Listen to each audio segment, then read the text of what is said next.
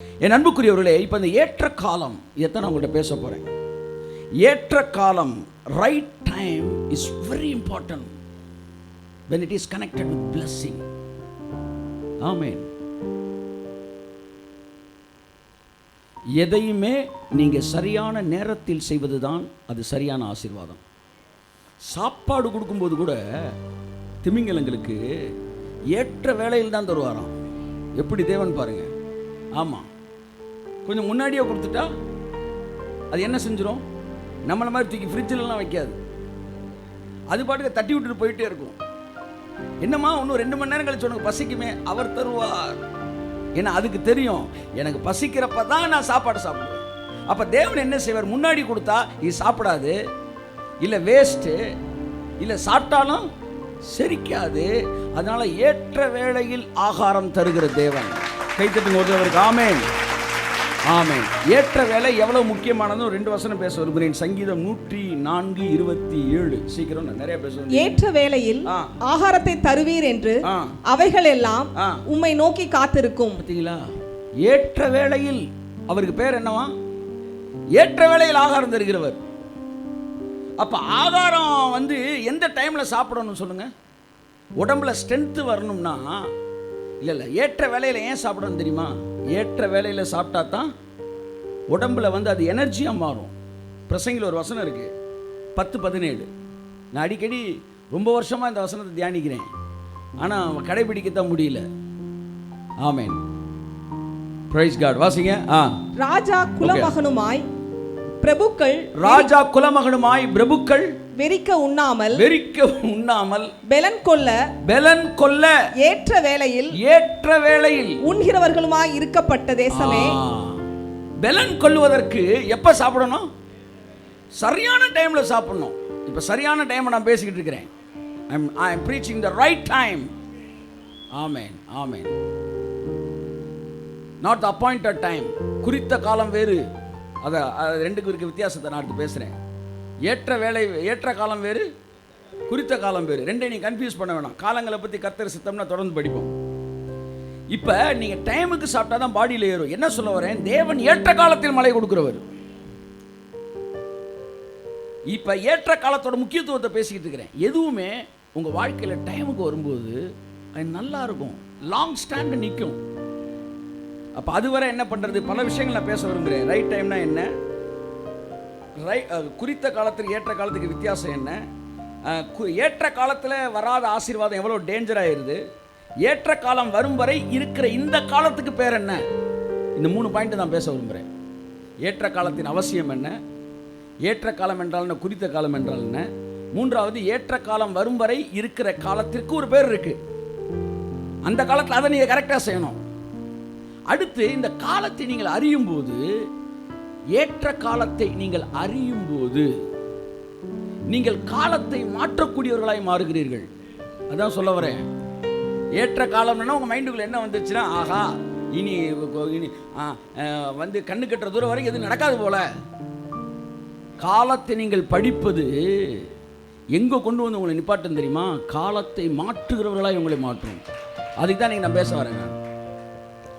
காலத்தை நீங்கள் புரிஞ்சுக்கிட்டீங்கன்னா காலத்தை மாற்றிடுவீங்க. ஸோ ஏற்ற காலம் என்பது ரொம்ப முக்கியமானது. சாப்பாடு கூட ஏற்ற காலத்தில் சாப்பிட்டா தான் என்ன செய்யும், செரிக்கும். டைமுக்கு சாப்பிடுன்னு கார்த்திக் ரொம்ப நாளாக டைம் சாப்பிட்டு இருந்தாப்புல. ஆனால் அவர் டைமுக்கு சாப்பிட்டுக்கிட்டே இருக்க என்ன ஆகிட்டே இருக்கு, வெயிட்டு கூடத்தான் செஞ்சிச்சு. நான் சொன்னேன், கார்த்தி 12:30 1 மணி ஆனால் நான் என்னென்ன சொல்லியிருக்காங்க, என்ன டைமுக்கு சாப்பிடணுன்னே. டைம் சாப்பிட்டா தான் நம்ம பாடி ரொம்ப வெயிட்டு போடன்னு பார்த்தா இந்த கல்லை புரட்டி தக்கவன் யாருன்ற மாதிரி பயங்கரமாயிட்டே போகுது. ஆனால் நான் டைம் சாப்பிட மாட்டேன். நான் ஒரு நாளைக்கு 1:30க்கு சாப்பிடுவேன், ஒரு நாளைக்கு 2:30க்கு சாப்பிடுவேன், ஒரு நாளைக்கு 12:30க்கு சாப்பிடுவேன். அப்போ நான் சொல்லுவேன், தம்பி ஏதோ ஆவியில் உணர்றேன், எங்கேயோ ஒரு மிஸ்டேக் நடக்குது. டைமுக்கு சாப்பிடணும், உண்மைதான் டைமுக்கு சாப்பிடணும், ஆனால் ஏதோ ஒரு மிஸ்டேக் நடக்குது. அதுக்கப்புறம் தான் ரொம்ப நாள் கழிச்சு தெரிஞ்சிச்சு, டைம்ன்றது இந்த வால் கிளாக்கில் இருக்கிற டைம் இல்லை, பயாலஜிக்கல் டைம். அப்புறம் தான் இந்த சத்தியம் வெளிப்பட்டுச்சு. Biological time. டைமுக்கு சாப்பிடுங்கன்னா என்னன்னு அர்த்தம், கரெக்டாக 2:30 மணிக்கு சாப்பிடுங்க, இல்லை கரெக்டாக பசிக்கிறப்ப சாப்பிடுங்க.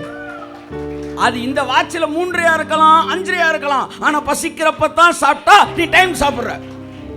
ஆமேன்னு சொல்லுங்க. பயாலஜிக்கல் கிளாக் இது. அப்ப டைமுக்கு சாப்பிட்டு டைம் சாப்பிடுற குரூப்ல அப்ப நீங்க தொடர்ந்து பசிக்க பசிக்க பசி சாப்பிட்டுட்டே இருந்தீங்கன்னா அதுவே ஒரு ரெகுலர் டைமா மாறும். நான் உங்களுக்கு சொல்றேன், பசிக்கலாம் சாப்பிடாதீங்க. 2:30 மணிக்கு சாப்பிட்டாகணும் அப்படிலாம் கிடையாது.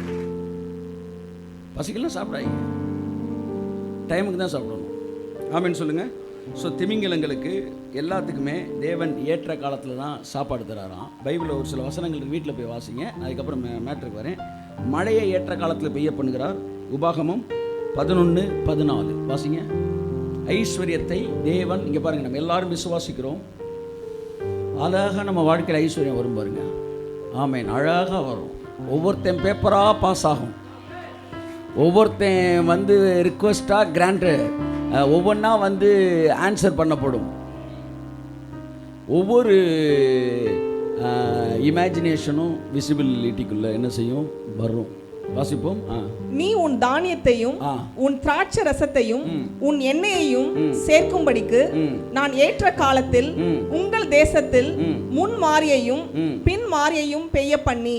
ஏற்ற காலத்தில் நான் அதை செய்வேன்.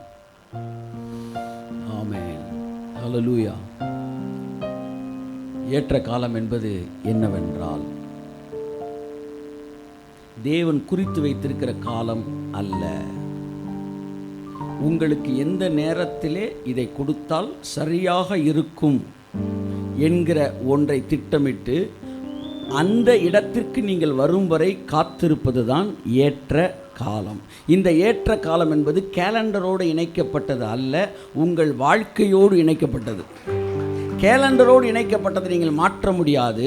ஆனால் வாழ்க்கையோடு இணைக்கப்பட்டது என்றால் இந்த ஏற்ற காலத்தை நீங்கள் மாற்றிக்கொள்ள கையை தட்டுங்க ஒருத்தவருக்கு. ஆமென்.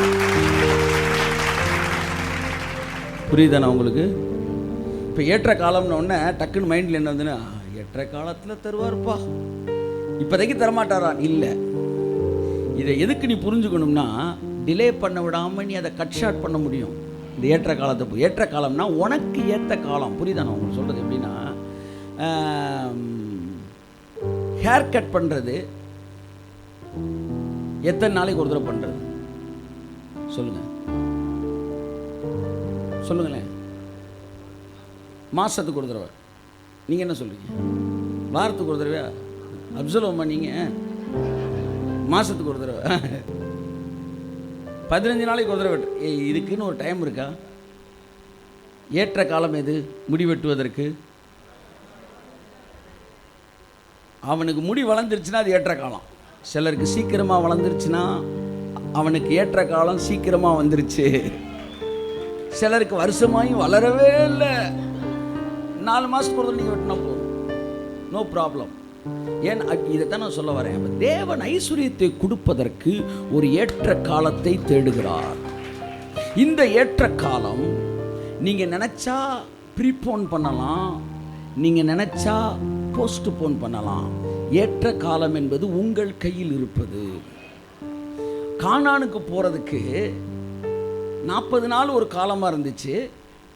அந்த காலத்தை எக்ஸ்டெண்ட் பண்ணது யாரு? இவன் தான். 40 வருஷம் ஆகிட்டான். நான் உங்களுக்கு சொல்கிறேன், உங்கள் ஆசீர்வாதத்தின் காலத்தை, அது நிரப்பப்படுகிற அந்த காலம் உங்கள் மெச்சூரிட்டியோடு, உங்கள் வாழ்க்கையோடு, உங்கள் விருப்பத்தோடு இணைக்கப்பட்டு இருக்கிறது. நீங்கள் எந்த அளவு இந்த ஐஸ்வர்யத்திற்கு பயன்படுத்துகிற ஒரு தகுதி உள்ளவர்களாக உங்கள் மனதளவிலே நீங்கள் மாறுகிறீர்களோ, நிச்சயமாக அது உங்களுக்கு அருளப்படுகிறது. உங்களுடைய அன்றாட தேவைகளுக்கு தகுதியை பார்க்கிறவர் அல்ல, உங்கள் அவசர தேவைகளுக்கு தகுதியை பார்க்கிறவர் அல்ல. நீங்கள் தகுதியே இல்லாவிட்டாலும் இயேசுவின் நாமத்தை நீங்கள் அதை பெற்றுக்கொள்ளுகிறீர்கள். நான் பேசுவது அவசர தேவை, அன்றாட தேவை, டெய்லி தேவை. உங்களுடைய குறைவுகள் நிறைவாவதே கிடையாது. அது it's at any time you can receive it. ஆமேன். ஆபத்து காலத்தில் என்னை நோக்கி கூப்பிடு, அப்பொழுது ஏற்ற காலத்தில் உனக்கு நான் சொல்லலை, அப்போ இம்மிடியேட்டாக உனக்கு சரி பண்ணிடுறேன். நான் பேசுறது இந்த சூப்பர் அபண்டன்ட். கை தட்டுங்க ஒரு தவறுக்கு. ஆமென். அப்போ ஒரு மனிதன் அதற்கு ஏற்ற மனிதனா இருக்கிறானா? இல்லாட்டி எதுக்கு அதை வாங்குறான்? எதுக்கு வாங்குறான்? Behind that there something must be there. ஒரு பர்பஸ் இருக்கணும். அப்போ எத்தனை பேர் சூப்பர் அபண்டன்ட் ப்ராஸ்பரிட்டியை விரும்புகிறாமேன்னு சொல்லுவோம்? தேவன் வந்து அதற்கான ஒரு பேஸ்மெண்ட்டை நமக்குள்ளே பார்த்து நம்ம மேலே வைக்கிறார். இப்போ புரிகிற மாதிரி சொல்லணும்னா, பால்காரன் வேகமாக வந்து பாலை பிடிச்சிட்டு ஊற்றுறதுக்கு ரெடி ஆகுறாரு. உடனே நீங்கள் வந்து பாத்திரத்தை என்ன செய்கிறீங்க? பிடிக்கிட்டவொன்னே ஊற்றுவார். நீங்கள் பாத்திரம் கழுவுலன்னு டக்குன்னு என்ன செய்கிறீங்க? ஒரு 2 மினிட்ஸ் கழுவுறீங்க. இப்போ பால் ஊற்றுறவருக்கு எவ்வளோ நேரம் டிலே ஆகுது? ஒரு 2 மினிட்ஸ் டிலே ஆகுது. இந்த டிலே ஆகுறது பால்காரரால உங்களாலையா? அவர் என்ன செய்கிறாரு? வெயிட் பண்ணிகிட்டே இருக்கார். இந்த 2 மினிட்ஸை நீங்கள் திடீர்னு சர்ப்பு எடுத்துகிட்டு வந்து சோப்பு எடுத்துகிட்டு வந்து நீங்கள் ஒரு 10 நிமிஷமாக கழுவிட்டு இருக்கிறீங்க. அவன் என்ன சொல்கிறேன்? நான் ஒரு பேச்சுக்கு சொல்கிறேன், இந்த பால்கார் போயிடுவார், நம்ம பால்கார் நின்றுக்கிட்டே இருக்கிறாரு. So he is ready but waiting for your time. The blessings are waiting for your time. நீ தயாரான இடத்திற்கு வரும்போது உடனடியாக உங்கள் வாழ்க்கைக்குள்ளே இது கடந்து வருகிறது. 100 ரூபாயில் 10 ரூபாய் இழக்க கூட விரும்பாத ஒரு இடத்துல என் மனநிலை இருக்கும்போது தேவனுடைய ஒரு மிகப்பெரிய ஆசீர்வாதத்தை ஆளுகை செய்யக்கூடிய திறன் எனக்கு இல்லை. எனக்கு அந்த திறன் இல்லாத போது அந்த ஆசீர்வாதம் எனக்கு என்னவா மாறுது? ஆசீர்வாதமாக இருக்காது, அது அழிவாகத்தான் மாறுகிறது. என்றைக்கு நான் அந்த ஒரு இடத்துக்கு நான் வர்றேனோ, 40 வருஷம் ஆனால் இட்ஸ் அப் டு யூ, 4 வாரம் ஆனால் இட்ஸ் அப் டு யூ. உங்கள் மனது அந்த இடத்திற்கு வரும்போது you are fit for that extraordinary blessing. அதைத்தான் தேவன் இப்போ நமக்குள்ளே ஏற்படுத்திக்கிட்டு இருக்கிறார். இந்த நாளெல்லாம் அவர் வர்றதுக்கு தடையெல்லாம் கிடையாது, தடையெல்லாம் முடிஞ்சிருச்சு. தேவன் வந்து உங்களுக்குள்ளே ஏதோ ஒன்று செஞ்சுக்கிட்டு இருக்கார் சார். ஏதோ ஒரு சிலபஸ் என்ன செஞ்சுக்கிட்டு இருக்கு? ஓடிக்கிட்டு இருக்கு. அந்த சிலபஸ் சக்ஸஸ் ஆகும்போது அந்த ஏற்ற காலம் வந்து விட்டது. இப்போ என் பையனை ஆசீர்வதிச்சா அது சரியான சேனலில் போகும்யா. இன்னும் பணக்காசுடையவன நான் இருப்பேன் என்றால் என் தேவைகள் சந்திக்கப்படலாம். ஆனால் நிரம்பி வழிகிற ஒன்றை, ஓவர்ஃப்ளோ ஆகிற ஒன்றை நான் பேசினேன்னா நான் வந்து அந்த இடத்துக்கு நான் வந்து என்ன ஆகலை, அதை ஹேண்டில் பண்ணுற அளவுக்கு. சார் நான் என்ன சொல்கிறேன், எனக்கு கார் ஓட்டணும்னு ஆசை. உடனே ஏசினார் வந்து நீங்கள் காரை கேட்குறீங்கன்னு ஒன்று ஒரு 120 மைல் ஸ்பீடில் ஓடிட்டு இருக்க ஒரு காரு ஸ்டேரிங் அவன் கையில் கொடுத்தாருன்னா அவர் அன்புள்ளவரா? அப்போ you need how to handle it. You need the knowledge for handling the blessings. அதைத்தான் தேவன் வந்து இந்த நாட்கள் நமக்குள்ளே செய்கிறாரு. இதை நான் தட்டி விட்டு இதை அசால்ட்டாக எடுத்துக்கிட்டே இருக்கும்போது என்னுடைய ஏற்ற காலம் இன்னும் வராமலே போயிட்டுருக்கு.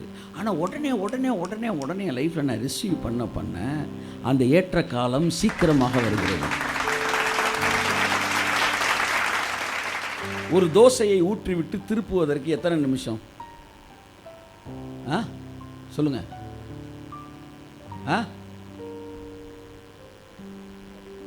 சொல்லுங்க. ஒரு செகண்ட்லாம் நீங்கள் இப்போ கரண்டியை உள்ள விட்டீங்கனாலே மாவாகி போயிடும். சொல்லுங்கள், எவ்வளோ நேரங்க? 3 நிமிஷம். சரி, 1 நிமிஷமா?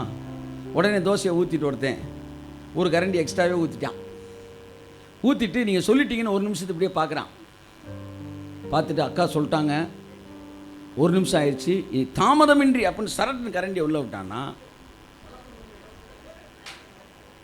இல்லை 2 நிமிடம் அப்படின்ன உடனே 3 நிமிஷம் சொல்லிட்டாங்க அப்படின்ட்டு கருகிற ஸ்மெல் வருது. இல்லை 3 நிமிஷம் சொல்லியிருக்கிறாங்க. நல்லா கவனிங்க. ஏற்ற காலம் என்னது? ஏற்ற காலம்ன்றது 2 நிமிஷம் 3 நிமிஷம்லாம் கிடையாது. அப்படியே கரண்டி விட்டு லைட்டாக அப்படி பார்க்கணும். ஏற்ற அப்படி திருப்பி. இதுக்கு டைம் கிடையாது. இதுக்கு அந்த மாவு எவ்வளவு சீக்கிரமாக தன்னை விட்டு கொடுத்து வந்து மிங்கிள் ஆகி ஃப்ளெக்சிபிள் ஆகி அந்த இடத்துக்கு ஏற்ற மாதிரி மாறுதோ அவ்வளவு சீக்கிரமாய் தேவனுடைய ஆசீர்வாதம் உன்னுடைய வாழ்க்கைக்குள் கடந்து வருகிறது. எவ்வளவு சீக்கிரமாய் உன்னுடைய மனது தேவனுடைய வார்த்தைக்கு ஃப்ளெக்சிபிளாக மாறுதோ அவ்வளவு சீக்கிரமாய் தேவனுடைய மிகப்பெரிய திட்டங்கள், the huge plans, huge blessings, the super abundant blessing உங்கள் வாழ்க்கைக்குள்ள சரமாக இறங்குது. ஆமென், ஆமென். ஸோ ஏற்ற காலம் என்பது அது உங்கள் மனதோடு இணைஞ்சது. வசனத்தை தள்ளி தள்ளி தள்ளி தள்ளி தள்ளி விட்டு 40 வருஷமாக கானானுக்கு வராதவனும் இருக்கிறான். அதை உடனே சொல்கிறான், இன்று கர்த்தருடைய சத்தத்தை கேட்பீர்களாகில் வனாந்தரத்தில் அவருக்கு கோபம் ஊட்டினது போல உங்கள் இருதயத்தை கடினப்படுத்தாதருங்கள். வனாந்தரத்தில் வாழ்ந்தவர்கள் இருதயத்தை கடினப்படுத்தினால பால் 40 வருஷமாக ரிட்டர்ன் ஆகிட்டே இருக்கு. ஆனால் கர்த்தாவே சொல்லும் அடியேன் கேட்கிறேன்னு நீங்கள் ஈல்டு பண்ணிட்டீங்கன்னா, உங்களை விட்டு கொடுத்துட்டீங்கன்னா, யாருக்கு தெரியும் நாளைக்கு நேரம் நீங்கள் வேறு இடத்துல இருக்கீங்க. ஆமாம், நான் சொல்கிறது அர்ஜென்ட் நீடு, அவசர தேவை. அது எவ்வளோ பெரிய தேவையாக இருந்தாலும் அவசர தேவை, அதுக்கெலாம் அவர் நேரம் பார்க்கல. அது உங்கள் தேவையை பார்த்தா தேவன் தரார். நான் சொல்ல வருகிறது அதுவல்ல. ஒரு ஸ்டேட்லேருந்து இன்னொரு ஸ்டேட்டுக்குள்ளே போகிறது, ஒரு லெவல்லேருந்து இன்னொரு லெவலுக்குள்ளே போகிறது. புரியுதா நான் சொல்கிறது? ஆமாம், ஒரு லெவல் ஆஃப் பிளெஸ்ஸிங்லேருந்து இன்னொரு லெவல் ஆஃப் பிளெஸ்ஸிங்க்கு உங்கள் லைஃப் ஸ்டைலே மாறுவது. கையை தட்டுங்க சாரே. ஆமென். அப்பவும் நீங்கள் வந்து உங்களுக்கு கீழே இருக்க வேலைக்காரங்க ஒரு 50 ரூபா கூட கொடுக்குறதுக்கு யோசிக்கிற மாதிரி இருந்தீங்கன்னா, நீங்கள் வந்து அதுக்கு ஃபிட்டு கிடையாதுன்னு அர்த்தம். தேவன் உங்களை நம்பி கொடுத்ததே வந்து இல்லை அப்படின்னு அர்த்தம். ஸோ ஏற்ற காலம் என்பது உங்கள் வாழ்க்கையில் இருக்கிற அந்த ஃபிட்டான டைம். இந்த ஏற்ற காலம் ஆளுக்கு ஆள் என்ன செய்யும்? மாறும். ஒருத்தனுக்கு ஒரு டைமு, சிலர் 10 அரியர் வச்சு எழுதுறாங்க, ஆனால் அவனும் டிகிரி வாங்கிடுறான். இன்னொருத்தன் வேற மாதிரி உடனே ஒரே ஸ்டெச்சில் அடிக்கிறான். அதான் சொல்றாரு, அதினதின் காலத்தில் இவன் இதை இவன் காலத்தில், அவன் இதை தன் காலத்தில் தன் கனி. இதை நம்ம பார்த்துருக்கோம் ஏற்கனவே. அப்போ கொய்யாப்பழத்துக்கு ஒரு சீசன்னா மாம்பழத்துக்கு ஒரு சீசன். உங்கள் டைம் இன்னும் வரல. நான் குறித்த காலத்தை பற்றியே பேசலை. குறித்த காலம்னா என்ன தெரியுமா? தேவன் ஒரு ரவுண்ட் பண்ணி வச்சுருப்பார். செப்டம்பர் 23 அப்படி வச்சுருக்காருன்னு வச்சுக்கோமே. தேவன் ரவுண்ட் பண்ண காலம். அந்த குறித்த காலம்லாம் அது வேறு மாதிரி. எப்படின்னா, நீங்கள் அந்த டேட்டில் வந்து நீங்கள் ரெடியாக ஆளனா கூட தூக்கிட்டு போயிடுவார். எலியாவை வந்து குறித்த டைம் வச்சுருந்தார். 12:23 இவனை தூக்கண்டான்னும் போது 22க்கு வந்து எலிசா ஒரு கொஸ்டின் கேட்குறான். சரி, இந்த கடைசியாக ஒரே ஒரு கேள்வி அப்படின்னு திரும்புகிறான். எலியாவை காணோம். எலிசா பேசிக்கிட்டே இருக்கிறாரு. அவர்கள் பேசி கொண்டிருக்கும் போதே அக்கினி ரதம் உள்ளே வந்து தூக்கிட்டு போயிடுச்சு. ஏன்னா அது குறித்த காலம். உங்கள் எல்லார் வாழ்க்கைக்கும் குறித்த காலமும் இருக்குது. அவர் குறித்த காலத்தில் நீங்கள் ரட்சிக்கப்பட்டீர்கள். அவர் குறித்த காலத்தில் நீங்கள் கிருபையின் உபதேசத்திற்குள் வந்தீர்கள். இதெல்லாம் ஃபிக்ஸட் டைம், அப்பாயிண்டட் டைமு. ஆனால் ஏற்ற காலம் அது வேற. ஆமேன், ஆமேன். ஸோ இந்த ஏற்ற காலம் என்ன செய்யுதுன்னா, ஒரு பில்டிங்கை கட்டுறதுக்கு முன்னாடி ஒரு ஃபவுண்டேஷனை போட்டு அந்த ஃபவுண்டேஷன் ஸ்ட்ராங்காக இருக்கான்னு பார்க்குறது. அது என்னது, அந்த சென்ட்ரிங் போடுறதா இல்லை? இப்போ போட்டு அந்த இதெல்லாம் போட்டு கொஞ்ச நாள் என்ன செய்வாங்க, அந்த காலத்தில் 21 நாள் என்னமோலாம் போடுவாங்க இல்லை? சென்ட்ரிங் தானே. இப்போ எவ்வளோ நாள் வர்றீங்க? 16 நாளா? ஆமாம். இல்லை சார், நான் உடனே வீடை கட்டி ஆகணும் அப்படின்னு நீங்கள் உடனே ஏற்ற முடியாது. ஏன்னா அது உள்ளே கொஞ்சம் என்ன செய்ய வேண்டியிருக்கு.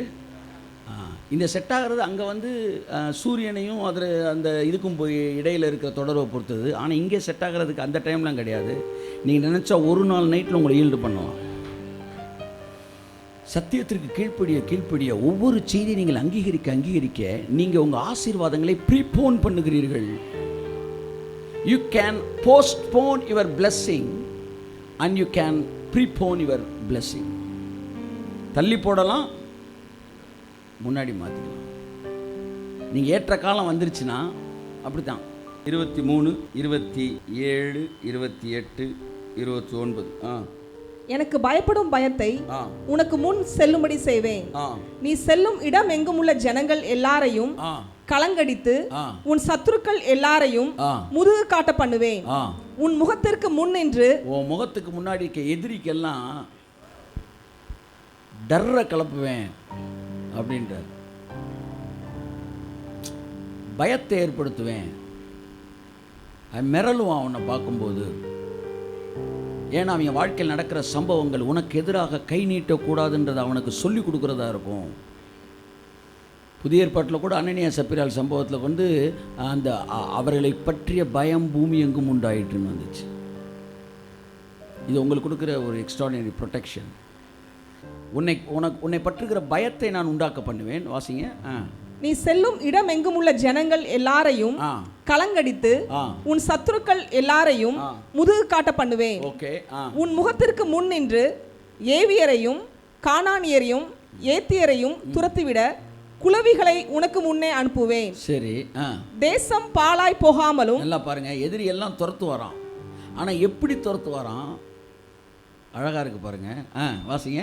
தேசம் பாழாய் போகாமலும். தேசம் பாழாய் போகாமலும். காட்டு மிருகங்கள் உனக்கு விரோதமாய் பெருகாமலும் இருக்கும்படி நான் அவர்களை ஒரே வருஷத்திற்குள்ளே உன் முன் நின்று துரத்தி விடாமல் நீ விருத்தி அடைந்து தேசத்தை சுதந்தரித்துக் கொள்ளும் வரைக்கும் அவர்களை கொஞ்சம் கொஞ்சமாய் உன் முன் நின்று உனக்கு முன்பாக இருந்து துரத்தி விடுவேன். கையை தட்டு. ஆமென். That's what God's plan. அதுதான் ஏற்ற காலம். எப்படின்னா இவங்க வந்து ஒரு 7 லட்சம் பேர் இருக்கிறாங்க. வெளியே வரும்போது 45 லட்சம் பேர் இருக்காங்க. ஆனால் அந்த ஏரியா வந்து ஒரு 10 கோடி பேர் இருக்கிற ஏரியா. இப்போ இந்த 45 லட்சம் பேர் அவனை துரத்துறதுக்கு பவர் இருக்கான்றது இங்கே விஷயமே கிடையாது. ஏன்னா தேவன் இருக்கார். ஒரே ஆளை துரத்துற மாதிரி துரத்திடுவார். துரத்துற உடனே எங்கே வந்துட்டாங்க? 10 கோடி பேர் இருக்கிற இடத்துக்கு எத்தனை பேர் வந்திருக்கிறாங்க? 45 லட்சம் பேர் வந்திருக்கிறாங்க. இப்போ என்ன தெரியுமா நடக்கும்? ஸ்பேஸை வந்து இவனால் ஆக்குப்பை பண்ண முடியாது. ஏன்னா நிறைய வெட்டியாக ஸ்பேஸ் இருக்கும். நிறைய வெட்டியாக ஸ்பேஸ் இருந்தவொடனே என்ன நடக்கும்னா அங்கே முள்ளுகள் வளரும், பாம்பு வரும், வந்து காட்டு மிருகங்கள் பெருகி இவனை அடித்து காலி. இவனால் மெயின்டைன் பண்ண முடியாது. அப்போ தேவன் என்ன சொல்கிறார்? இருப்பா, உன்னால் மெயின்டைன் பண்ண முடியாது அவ்வளோ ஸ்பேஸை. அதனால் நீ பெருகுனா தான் இதை மெயின்டைன் பண்ண முடியும். அதனால் நீ வர வரைக்கும் மெயின்டைன் பண்ணுறதுக்கு அவனை நான் வச்சுருக்கிறேன்றார். புரியுதா உங்களுக்கு? ஆமாம். இப்போ நீங்கள் சொல்கிறீங்களா இப்படி இருக்காங்க வந்து எதிரிகள் புறஜாதிகள்லாம் இப்படி இருக்காங்கன்னா இடத்த மெயின்டைன் பண்ணுறதுக்கு தான் வச்சுருக்காரு. ஆமாம், நீ வந்தவுடனே நேராக பத்திரத்தை பதிஞ்சிட்டு நம்ம நல்லா கவனிங்க. அதுக்கு ஒரு வேறு ஸ்பிரிச்சுவல் மீனிங்லாம் இருக்குது. இமீடியட்டாக கிடைக்கிற விஷயங்கள். காட்டு மிருகங்கள் என்பது எதிரிகள் பிசாசையும், காட்டு மிருகங்கள் என்பது நமக்குள்ளே இருக்கிற செல்ஃபை பற்றியும் குறிக்கப்படுகிறது என்று நான் யாத்திராம் புத்தகத்தில் நான் எழுதியிருக்கிறேன். வீட்டில் போய் வாசிங்க வச்சுருக்கிறவங்க. என் அன்புக்குரியவர்களே, இப்போ என்னென்னா தேவன் கொஞ்சம் கொஞ்சமாக தான் துரத்துறாராம். ஏன்னா இவன் விருத்தி அடையணும். அது வந்து ஒரு ஒரு எழுத்தின் பிரகாரமான விருத்தி. அந்த விருத்தி வந்து அடையத்தான் அவனால் ஸ்பேஸை வந்து ஆக்குப்பை பண்ண முடியும். ஆனால் ஸ்பிரிட் வேர்ல்டில் உங்கள் மைண்டில் ஏற்படுற விருத்தி எவ்வளவு எக்ஸ்பேண்ட் ஆகுதோ அந்த அளவிற்கு தேவன் அவங்கள துரத்துகிற ஸ்பீடு அதிகமாகிக்கிட்டே இருக்கும். ஆமேன். ஸோ எதை பேலன்ஸ் பண்ணி உங்களை தூக்குறாரு தேவன்? உங்களுடைய விருத்தி, உங்களுடைய இன்னர் கன்ஸ்ட்ரக்ஷன், இன்பில்டு, உங்களுடைய வந்து கன்ஸ்ட்ரக்டிவ் லைஃபு, உங்களுடைய அஸ்திவாரம் போடப்பட்ட எண்ணங்கள், வாழ்க்கை, தேவனுடைய வார்த்தைக்கு கீழ்ப்படுகிற தைரியம், ஆமாம், கொடுப்பதை குறித்த தைரியம், வர்றதை பார்த்துக்கோண்டா. ஆமாம், கர்த்தருக்கு கொடுத்த ஒன்று பிச்சைக்காரன் ஆயிர என்கிற இடத்திற்கு வந்து தைரியமாக நான் கேட்ட வார்த்தையில் ஸ்திரப்பட்டவனாய் மாறும்போது, அதான் பைபிள் சொல்லுது, விவசாயி வந்து ஒரு உழுகிறவன் வந்து உழுது பயிரிட்டு முன்மாரியும் பின்மாரியும் வரும் வரை பொறுமையோடு காத்திருப்பது போல ஒரு மனிதன் விதைத்து விட்டு, தேவனுடைய வார்த்தையை வந்து விதைத்து விட்டு ஒரு ஊழியக்காரன் அந்த ரிசல்ட்டுக்கு வெயிட் பண்ணணும். ஒரு மனிதன் வந்து தன்னுடைய வாழ்க்கைக்கான காணிக்கைகள், விதை என்று சொல்லப்படுகிற விஷயத்தை விதைக்கும் போது, இன்னைக்கு விதைச்சிட்டு நாளை காலையில் வராட்டினா கூட சரியான நேரத்தில் எனக்கு நான் விதைச்சது வரும்டா என்கிற எதிர்பார்ப்போடு காத்திருக்கும்படிக்கு அவர் உங்கள் இருதயத்தை ஸ்திரப்படுத்துவார். அப்படி பேசுறான் யாக்கோபு.